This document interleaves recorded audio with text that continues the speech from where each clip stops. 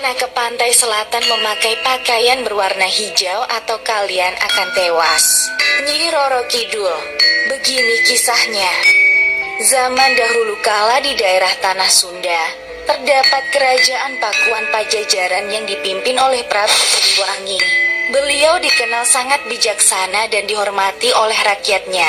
Raja Prabu Siliwangi memiliki banyak anak, salah satunya saya bernama Putri Kandita. Saya merupakan putri dari permaisuri sang raja yang dikenal sebagai putri yang baik hati dan cantik. Seiring bertambahnya usia, Raja Prabu Siliwangi menginginkan tahta kerajaan turun kepada saya. Tetapi para selir dan anak-anak yang lainnya tidak setuju. Mengetahui itu, para selir dan anaknya yang lain pergi mendatangi penyihir untuk menyingkirkan saya dan ibu saya supaya keluar dari istana dan tidak menjadi pewaris tahta dari sang raja. Mereka pergi kepada penyihir untuk menyerahkan imbalan yang diminta. Tidak lama kemudian, sang penyihir pun melaksanakan pekerjaannya dengan menyihir saya dan ibu saya supaya menderita penyakit kusta. Tubuh saya yang semula mulus berubah menjadi buruk dan mengeluarkan bau yang tidak sedap. Sang Raja Prabu Siliwangi yang heran dengan penyakit yang tiba-tiba muncul tersebut menyuruh tabib untuk datang ke istana. Setelah diberi berbagai macam ramuan, tetap saja penyakit tersebut tidak bisa sembuh. Hingga semakin lama akibat penyakit yang diderita, tubuh ibu saya semakin lemah dan membuatnya meninggal dunia. Sedangkan saya masih dapat bertahan menghadapi penyakit kusta yang saya derita. Mengetahui itu, sang Raja Prabu Siliwangi merasa terpukul dengan meninggalnya permaisuri sehingga beliau sedih selama berhari-hari. Belum lagi melihat saya yang tidak menunjukkan tanda-tanda kesembuhan, beliau semakin sedih dan bingung.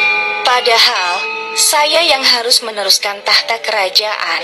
Hingga suatu hari, para selir dan anak-anaknya yang lain datang menemui sang raja untuk menghasut agar saya diusir dari istana. Dengan alasan takut penyakit tersebut menular. Sang raja yang mendengar itu pun menyetujui usulan tersebut. Tanpa sepengetahuan mereka, saya diam-diam mendengar semua pembicaraan yang terjadi dan memutuskan untuk melarikan diri dari istana. Dengan suasana hati sedih, saya lalu pergi tanpa tujuan yang pasti. Berhari-hari pergi tanpa tujuan, sampailah saya di pesisir pantai selatan Pulau Jawa yang memiliki batu karang dan ombak besar. Akibat kelelahan, tanpa sadar saya tertidur di salah satu batu karang tersebut. Saat tertidur, saya bermimpi mendengar suara gaib yang menyuruh saya untuk menceburkan diri ke laut agar penyakit saya bisa sembuh. Saat terbangun, saya mengingat dan menganggap itu sebagai wangsit. Tanpa berpikir panjang saya pun menceburkan diri ke laut. Tak disangka, hal itu membuat penyakit kulit saya hilang seketika. Tetapi, walaupun sudah sembuh, saya tidak ingin pergi kembali ke istana. Saya memilih untuk menetap di pantai selatan dan berbaur dengan nelayan setempat. Kecantikan yang saya miliki menjadi sangat terkenal sehingga banyak pangeran dari berbagai kerajaan datang untuk melamar. Namun karena syarat yang saya ajukan sangat sulit, yaitu harus mengadu kesaktian di atas gelombang pantai laut, menjadikan para pangeran mundur karena tak mampu mengalahkan saya. Mereka yang gagal mengalahkan saya akhirnya menjadi pengikut setia saya. Sejak itulah, saya mendapat gelar Kanjeng Ratu Nyi Roro Kidul yang artinya Ratu Penguasa Pantai Selatan.